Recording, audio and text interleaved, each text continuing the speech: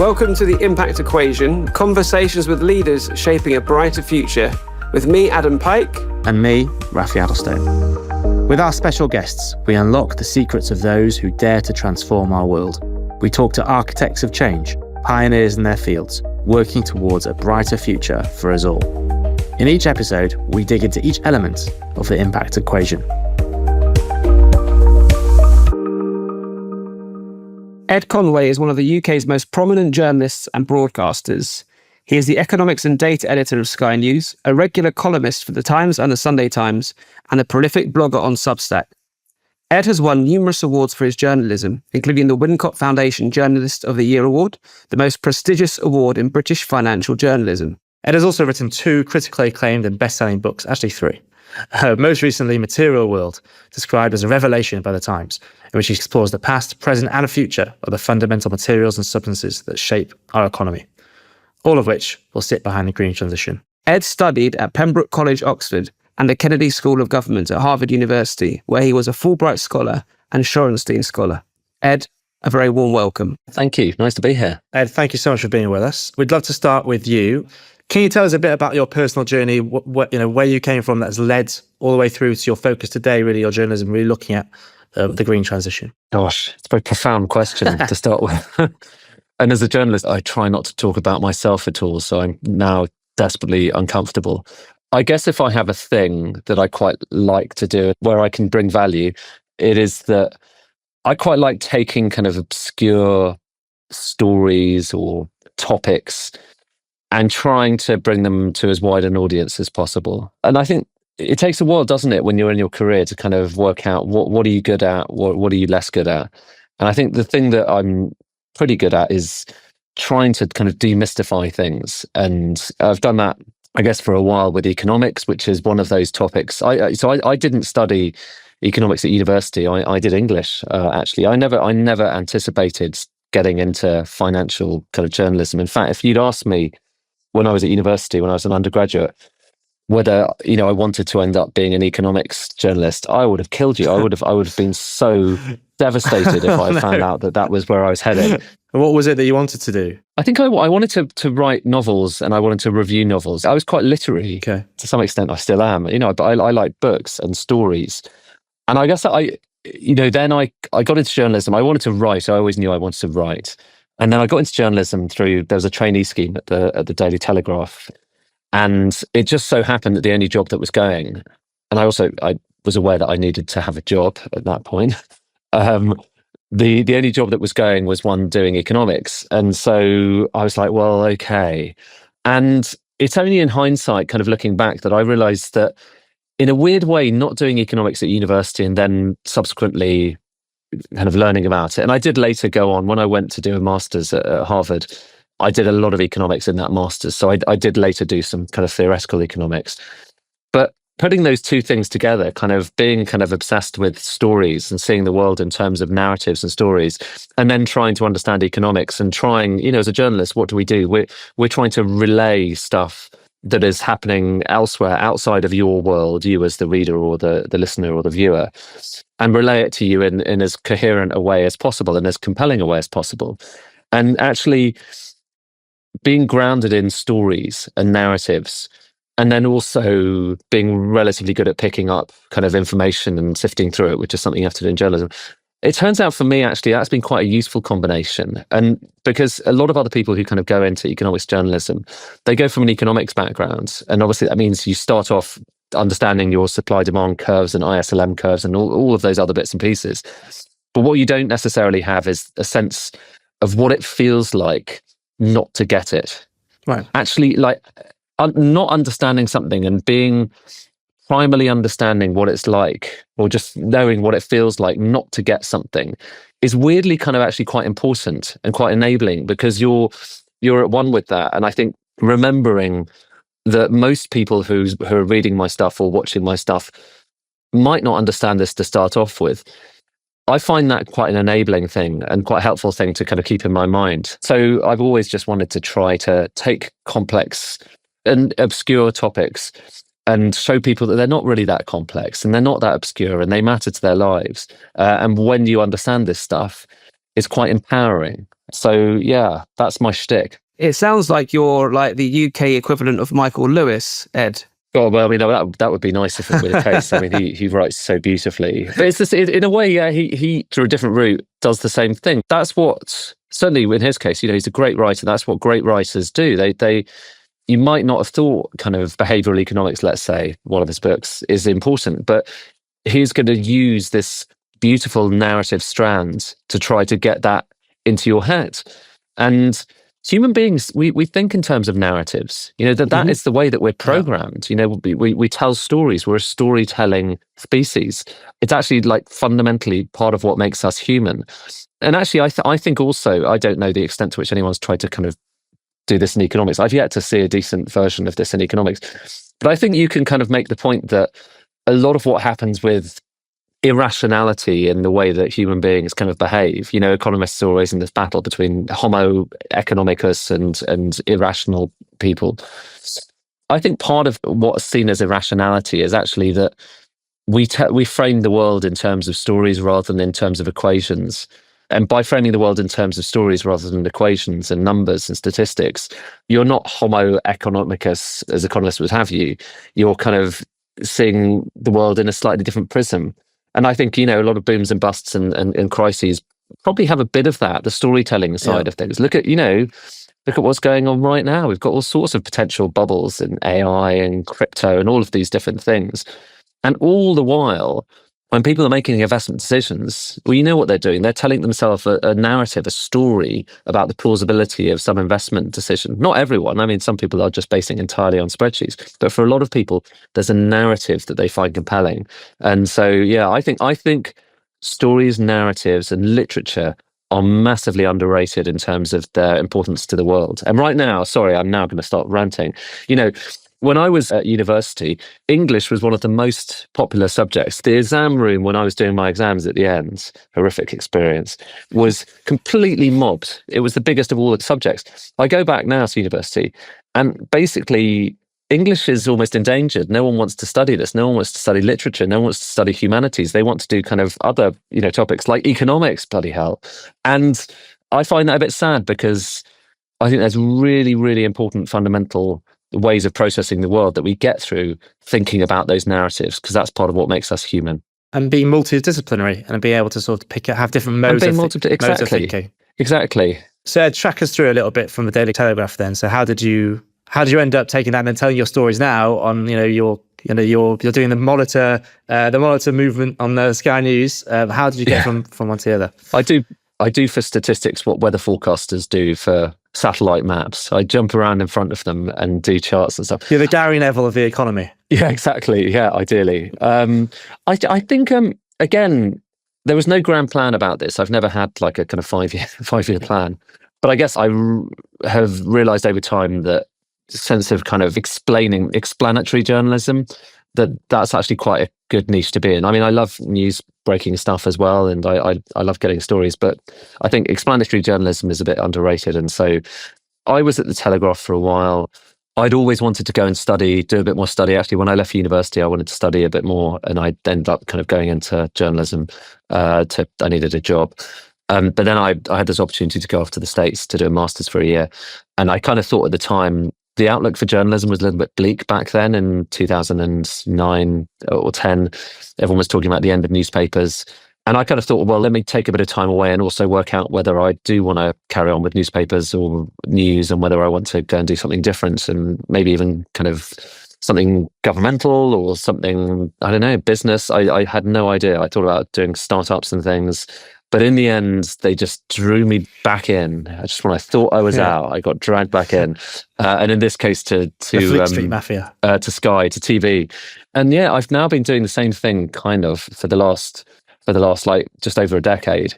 And I love it. I mean, it's the great thing about TV news is that you have a little bit more kind of immediacy to it. I think that it can be quite shallow some of the time, to the way that TV news is structured, like the way that our 10 o'clock news has to fit a lot of information into a small kind of space of time. Because that's the funny thing, is that whereas with newspapers, you're fixated with what's my word limit. With TV, you're kind of fixated with the time, Right. and it's an interestingly different challenge there, dimensionally. But while it's definitely the case that it's quite hard to get a really nuanced bit of TV out of kind of like 2 minutes, which is often the kind of limit we have. There is, thanks, I think, partly to the internet, there are much more opportunities for doing deeper dives now than there were before. And there's a big appetite for it here at Sky. And so they've been really enthusiastic about the kinds of things that I've been doing, which is I basically will, this is not the only thing I do. I kind of do the traditional stuff as well, but I'll increasingly do a lot of deep dives into whether it's kind of the latest economic data or the environment. I did one recently on the kind of future of the car industry in Europe. Yeah. I've done stuff, all sorts of things. And I'll just take a topic and I will build some charts around it. And I do all of the chart building kind of myself, because I think if you don't do it yourself, you're not quite as immediately connected to it, which again turns out to be quite an unusual thing in TV. Most people, there's a graphics department, and then there's a kind of producers, and then there's the presenter, and the three things are kind of somewhat separate. For me, I kind of do most of it myself, and then I'll just blather on for 5 minutes or so about whatever topic it might be, show you some charts about whatever issue. And then hopefully at the end of it, you'll understand something that you didn't understand at the start. And those videos, we're just kind of starting off with them, really, but they get really good numbers online. And what that also tells me is that people aren't just obsessed with getting their news in 2-minute bursts. Actually, a lot of the ones I've done that are kind of slightly longer, like 5-minute long pieces, they've been the ones which have got hundreds of thousands of views, or sometimes more. And I think there's an appetite out there for more deep, more sophisticated takes on what's going on, because most people instinctively know that the world is complicated and then there's lots of different nuances about it. But I don't think historically TV has been a particularly good medium for showing you that nuance. But I don't think it's impossible at all. I think it's really doable. So Ed, talking about the macro challenges, most recently, especially with your book, Material World, you're focusing more and more on what's behind the green transition and the challenges around transition. Can you tell us a bit about how you came to this agenda and the mission behind your book and what you're hoping to do with it? So I never set out to do a book about the green, transition. That was not the grand plan. I kind of accidentally found myself doing it. I basically realized that there were some pretty vast and profound things I didn't have a clue about. I, like, most people, inhabit this services sector. I work in kind of ideas, I'm a journalist, I tell stories. Storyteller. Yeah, I don't make a thing, I can't do carpentry. I'm moderately good at cooking, but that's about where it ends. I can't even grow anything. And so I think I've always had this sense of, well, hang on, that's not everything. And there's other bits of the economy that are actually about making stuff and getting stuff out of the ground and turning it into things. And I just would like to understand that more. And maybe, I kind of think there's something primal about that. I think one of the things that defines us as humans is we collaborate and we also get things out of the ground and we turn them into tools. And we use those tools to kind of improve our standard of living. And back in the day, those tools were, they were axes and arrows and things like that. These days, the tools are different. There's semiconductors, they're smartphones, they're the computers that we're using and the people, listening to this on. But they're still tools. And you still need to get stuff out of the ground. They still need to get stone out of the ground and turn it into semiconductors. So I always had this kind of nagging feeling that we're quite disconnected from that. And I felt super disconnected from that. And I would just like to understand the world a little bit better. So that in a way is the starting point. But then I ended up at this gold mine in Nevada some years ago for a Sky News piece I was making about something else completely. This, by the way, is one of the great things about doing TV as a journalist is with a newspaper, kind of in newspaper journalism, often you just end up kind of calling someone up and then you get a story out of it. And sometimes you'll go to places, but that's more, the minority of times. With TV, when you're making a piece, you have to find something to illustrate it. And so you have to go to a workplace, and it's got some shortfalls to it, or some problems, which is that there's lots of bits of economic activity that are really hard to illustrate. How do you illustrate financial activity? It's quite hard. How do you illustrate cryptocurrency? How do you illustrate all this stuff? Those are quite tricky ones. But the upshot is when you're doing stories, you often end up going to people's workplaces and going to random businesses in the middle of nowhere. And then when you're doing those stories, you often just come away with some totally different story to the one that you went there with. You're going there to do a story on GDP. You come back with this other story about, I don't know, kind of supply chains or manufacturing or whatever it might be. And so I went off to Nevada. I was doing a story about trade, and it was kind of about how the UK's trade statistics were distorted by gold. And we went off to a gold mine, and it was kind of quite cool to be able to do that. We just wanted to show the journey of this lump of gold from the ground through to the UK, where it became part of our trade statistics. But when I was there, watching the scale of destruction that's necessary to get a kind of a lump of rock out of the ground and turn it into gold, I was just completely blown away by, like I said, the scale of it, the destructiveness of it. They were tearing down this whole mountain and you would need such vast amounts of rock, because with gold mining, most gold mining these days, it's not like you find a little shiny seam and have a pickaxe and chip away at it. You're finding somewhere some bit of rock that has a tiny, a very small kind of microns amount of gold, and you basically obliterate the mountain, grind it down into dust, and then process it. And that was what was happening. And I hadn't realized that's how you get gold. It just didn't occur to me. And so I was kind of blown away by that. And was left slightly thinking there must be more to this. It's so interesting because you've written a lot, Ed, about the tricky trade-offs with green energy, the need for copper and lithium, and then the environmental impact of getting them. So how do you think about how the world strikes a balance in that way? I think that we have kind of closed our eyes to this. I think we've closed our eyes to some of the consequences of what it takes to get us the standard of living that we all depend on. And that's obviously, carbon is a part of that, and we are much more conscious of that than we used to be, and that's a good thing. But that's only one part of it. When you buy like a solar panel from China, so these days, everyone within the energy world is incredibly excited, and rightly so, about the fact that solar panels are so cheap. It's one of the great achievements of the age that we can get cheap solar out there. Far cheaper than the IEA ever forecast, and it's amazing. And part of the explanation for why solar is so cheap is that China has just invested so much in production, and they've used learning curves. They've just done stuff and done stuff and done stuff, and the more you do, the more you make stuff. It's like with Henry Ford in the early days of motor manufacturing. The more you make something, the better you get at it, and the cheaper the price gets over time. So partly it's that, but partly it's also the fact that in China you're using coal to power a lot of those plants, not all of them, but a lot of those plants. And coal is cheap compared with the power sources that we have over here, but it's dirty. And partly it's because the environmental standards in many polysilicon plants that are making the silicon that goes into the silicon chip, many of those plants in China aren't as high as they are over here. Partly, when you're getting the silicon out of the ground and processing it, because you're having to basically smelt the rock and turn it into a form of metallurgical silicon, as it's known. When you do that process, it's quite dirty.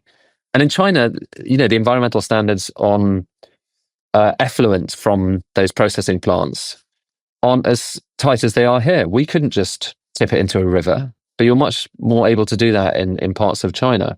And so these are all compromises along the way. And that's before we get on to the question of labor standards and what's happening in Xinjiang in China.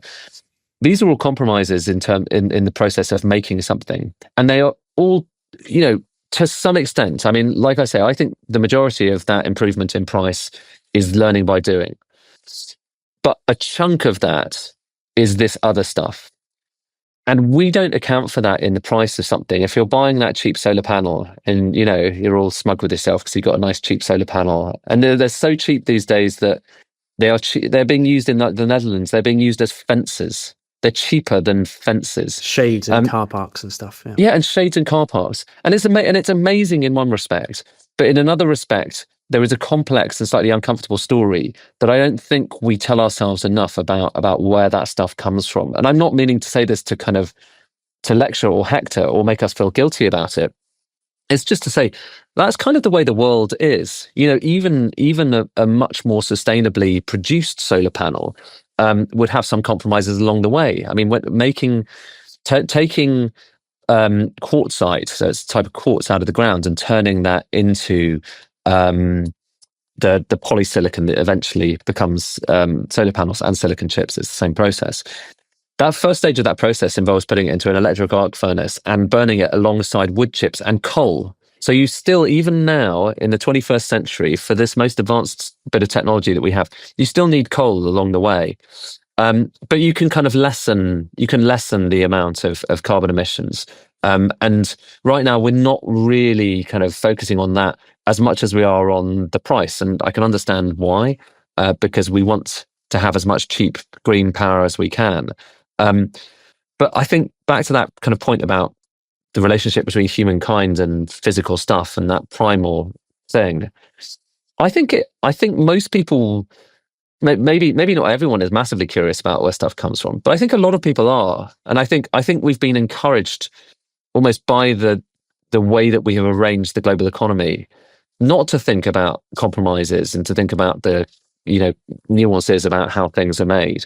And I think when you do start thinking about that, it's not just kind of the things are a little bit dirtier than you thought they were. It's also that they're kind of more amazing than you thought they were. There's this hidden journey of something, even, plastics when they're made. There's a hidden journey there that's pretty amazing.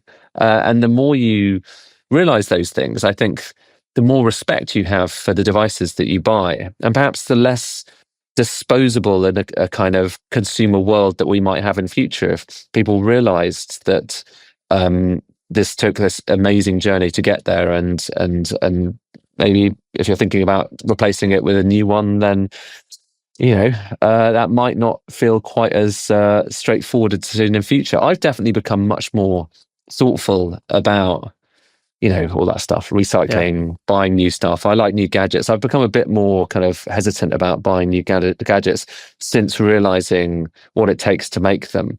And that's probably no bad thing, really. That's definitely a feature of what we talked about on this podcast a lot. In terms of those macro challenges or the trade-offs, I think maybe there's something about access and speed versus the complexity and the risks inherent in that complexity of our global supply chains. That's something that really comes through in your book as something that is poorly understood. The classic question about all of this stuff, like, how do you feel? Are you feeling optimistic about the future when it comes to these challenges? Do you feel like we're really at the precipice of the cliff edge? How do you see all that stuff, especially when it's combined with the disruption of climate and the disruption that we're seeing every day? We just had the fires in LA. Do these things all come to a perfect storm, or do you feel that by opening people's eyes and understanding them, we've got a chance of like an orderly transition, as people talk about? I'm a believer in humankind, and I think ingenuity is an amazing thing.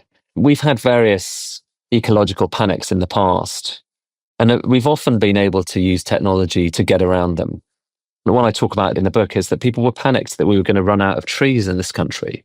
Back in the 15th, 16th century, we were burning so many trees and also chopping them down to use as masts that, even I think Queen Elizabeth put some limits and some rules on people being able to chop down trees in the forests. And so what solved that in the end, because we were getting through so much of this stuff, was that we as a country worked out how to deploy coal and use it to make steel, and to deploy coal and use it rather than charcoal in furnaces where we were melting down sand and turning it into glass.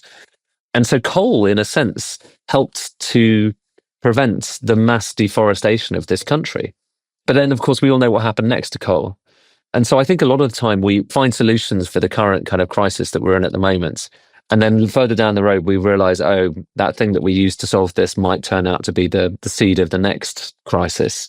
And so I'm very much, it depends on the day, it depends on the moment. I sometimes feel optimistic about it because I really do think humans are amazing and we are theoretically capable of living more sustainable lives.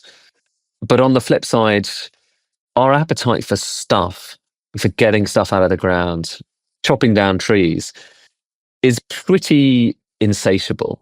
And over time, like, so take trees. Okay, so it's actually quite hard to get data on this, but I'm pretty sure right now we are chopping down more trees in this country than ever before. We've become a lot better at growing them, actually planting trees. But the amount of timber that we are chopping down in this country is at a record high. So the point is that even though the coal came along and helped us, in that ecological panic back, 300, 400, 500 years ago, we're still chopping down the trees. There's this nugget in the book, which is one thing I wish I had corrected, but I have corrected it in the latest edition for the American market. And it's a nugget that I borrowed from this Nobel-winning economist, Bill Nordhaus, which is that back in the day, for lighting, in the kind of 19th century, for lighting, a lot of people used whale oil.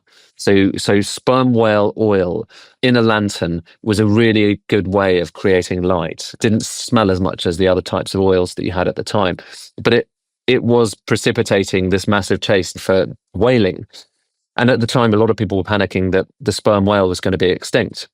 And so Nordhaus, in his essay, very famous essay, said, no, look, oil came along and saved the sperm whale, because oil came along, we worked out how to turn that into kerosene, and then that went in the lanterns instead of whale oil. Lo and behold, the oil, petroleum, saved the sperm whale. But it turns out, actually, he was wrong about that. And the number of sperm whales being massacred, really, actually rose in the 20th century. And it rose because sperm whale oil was not just useful in lanterns, although kerosene was better, it was also useful as a lubricant in engines. And so people were killing whales in the 20th century for engine oil. So petroleum didn't save the whales, it actually almost killed them again, 2 times. And the only thing really that stopped people from hunting whales so much was partly the fact that the population numbers had got so low that there weren't as many of them. And it was partly also the fact that you just have bans, you've got whaling bans. And so it's kind of the history of humanity is we like getting stuff. And we are also, there's one other thing I say about this. We are really, really good at thinking of new things to do with stuff that we either get out of the ground or harvest or whatever it is. We're just really good at doing that. And it's like there's something innate in humankind. And so it's those two warring things that I worry about. There's like this feedback loop of destruction leaving to ingenuity. Just, I guess, in the climate sense, it feels like we've taken destruction just a step or two too far this time. Well, yeah. Ed, I want to ask around kind of pinch points, and just on this topic, what was the most dangerous pinch point for you to humanity from what you surveyed in your book? Well, there's quite a lot of them. And the one that instantly comes to mind is every silicon chip in the world is made there's a long process to make silicon chips, okay? So mostly people focus on what happens in the fabrication plants in Taiwan or wherever it might be. But in order to get there, in order to get something you're putting the transistors onto that are going to become part of a computer chip, you need to start off with the actual silicon. Okay, so and making that silicon is pretty complex. And it involves 4 or 5 steps that take that little bit of silicon around the world numerous times to all sorts of different plants. One of the plants is a place where you're melting down the silicon at this stage. It's very pure. And you're kind of reforming it into a perfect crystalline lattice. You need the atomic structure for it to work as a silicon chip. The crucibles in which you're melting that down, okay, they have to be made of, in some cases lined, of a very, very, very special type of what's known as high purity quartz, type of sand basically, but it's super, super, super fine sand. There is literally one place in the world where we get the vast majority of the purest type of ultra high purity quartz from, a place called Spruce Pine in North Carolina. Every single chip in the planet, the one that you're listening to this on, the one that you do your work on, the one in your smartphone, the zillions of others that surround you, has to at some point come in contact with this special sand that comes from one place in the world in order to exist. And just recently, actually last autumn, there was a hurricane there in North Carolina that flooded large parts of North Carolina, including Spruce Pine, where this ultra high purity quartz comes from. In the event, it was kind of okay. They managed to get the mine back up and running again. But it just shows you how fragile this world is. And I think that's just one of many. I mean, like all of the tap water in this country, in the UK, all of our tap water is purified with a little bit of chlorine. That chlorine comes from one plant. Well, 98% of it comes from one plant, this place in Runcorn, an old ICI plant that's now run by Ineos. A single plant, a single cell room, which is doing electrolysis. It takes salt out of the ground. This is one of the things I talk about in the book, is about salt and why it's so important. It takes salt out of the ground in the form of brine and then electrolyzes it and gets various chemicals from it. One of those chemicals is chlorine. It's just a single room. The guy who's running it said, if this place goes down, then within 7 days, we're rationing drinking water in this country. Wow. We I think forget the extent to which, and that's just two examples. There are countless others. We forget the extent to which our lives are quite precariously dependent upon processes that we have, the vast majority of people in this country are totally unaware of, and that's kind of just the way it is. It's not to scare the bejesus out of anyone, but it's just like that is how the world works. But I think in the 21st century, we've concentrated that even more, and partly because we just assumed that if you order something, it'll always be able to turn up. Like Keynes wrote in, I think it was The Economic Consequences of the Peace, about what an era it was in 1914, where someone could lie in their bed and order by telephone from around the world whatever they wanted and be assured that it was going to turn up. We're in another one of those moments now, except that we have created even more concentrated sources of things, and that's fine, and it means the price is low. That's part of the explanation for why prices have got lower and why things are cheaper. We've concentrated activity in certain places. But if something happens to those certain places, then the resilience of your system is far more fragile than before. And economics isn't especially good at confronting that. It's mostly focused on kind of price and efficiency, but there's something else beyond efficiency that matters. So talking about confronting, how do you see the impact that you want to make through the stories that you're telling? How do you hope that, the insight you've driven through this, amazing book and the other way that you do, how do you hope it ladders up to change in society, change in policy? Is that something you think about? Yeah, the book, I do think about that a little bit. I think particularly in relation to this book, because Material World, because researching it definitely changed the way that I look at economics and policy making and just the world. Like I said, I think more about my footprint, I guess. Not because I'm a massive preacher about the ecology and stuff. I just once you see inside the sausage factory, it's quite hard not to understand how things are made. So partly because I think that's important. When it changes your own mindset about how you look at the world, then you want ideally to be able to give other people the opportunity to see the world through that prism as well. And I think a lot of people I've spoken to, when they have read the book, they have told me that it really did change their view on the world. And I'm a journalist. I'm a journalist who's not. I'm not writing for a narrow audience. I've always wanted. One of the things that I've always been keen on is working for organizations which have as wide an audience as possible. I don't particularly want to write for like just the financial press or, just small subscription groups. I want as many people as possible to have the opportunity to understand the world differently and to see to have insights and to share in some of the insights that I've learned from talking to people. And so I do hope this changes people's minds and just makes them think more widely. I think, but I guess if there's one audience that I'm particularly keen to read this, aside as well as the general reader, it's people within economics, because I started the process kind of thinking like an economist, I guess. Thinking about the simple rules about markets and free trade and all of these things, and I came out of the process feeling the world was a bit more complex than that. And I think some of that needs to be taken on board. Amazing. Well, thank you today, Ed, for opening our minds in this amazing conversation. Pleasure. If you could leave us with perhaps a suggestion of what perhaps the next topic for your next book might open our minds to, we'd love to know where your mind is headed before we say thank you very much and close. Well, I'm still umming and ahhing about it, to be honest with you. I can't decide whether I'm going back into kind of another wormhole, because this was a pretty big wormhole to disappear down for like 3 years. So I can't decide whether I'm going to go back into a wormhole or do something a bit more kind of polemic-y about the world that we inhabit right now. But I'm probably more, I don't know. I don't know. I vote polemic. But yeah, well, I mean, like the world we live in right now, there's quite a lot of stuff that you might learn from this. But material world is not a polemic. No. It's really trying. It's trying not to be. But there are lots of things there are lots of lessons you could take from it about how we run the world that maybe could be more explicit. But I'm not a big fan of books that are just telling you what to think.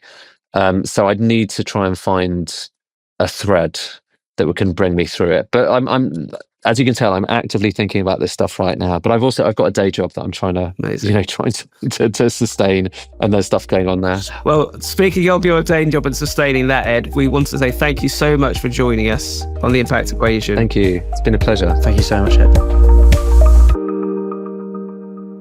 Adam, Ed Conway, amazing guy. What are you taking away?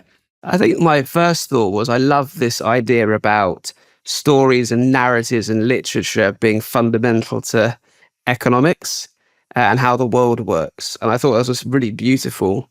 And I think it guides so much about the markets. I was thinking about sort of meme stocks, which say more about stories and narratives and the narratives we tell ourselves rather than the fundamental economics of those businesses. So I really like that, made me really think. And the other thing that I liked, and I haven't read the book like you have, is just working backwards.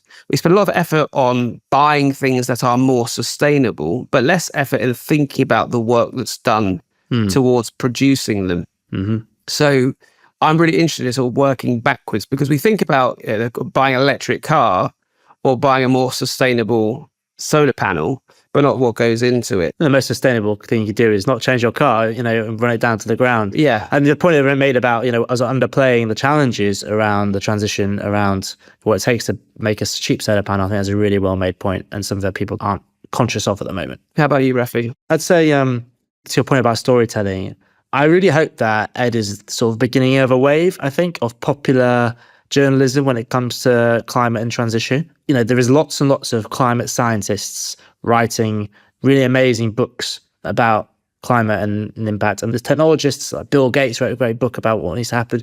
But there hasn't been that sort of mainstream journalistic engagement in the way that, it's not the environmental team or some, it's like a section on the Guardian website talks about the climate crisis. Like, it's happening, but it's not mainstream. And what Ed has done with this book, Material World, is applied his big brain, his incredible turn of phrase, the broad scope of his interest, and his investigative techniques to go to talk to the people on the ground to really draw out this really amazing macro story about our world and the risks inherent in it and the future challenges that we need to be aware of, and that needs to drive our decision making in a way that nobody else has really done. So I think it's an incredible book.